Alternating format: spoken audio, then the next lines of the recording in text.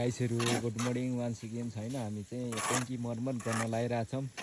टक्क लाएर होइन गाइसहरू काइला सर लाएर है हाम्रो चाहिँ खानेपानी ट्याङ्की मर्मत गर्न लगाइरहेछौँ यो हेर्न सक्नुहुन्छ गाइसहरू टक्क लाएर मसला फिट्ने अवस्थाहरू चाहिँ पुरा हाम्रो दुईजना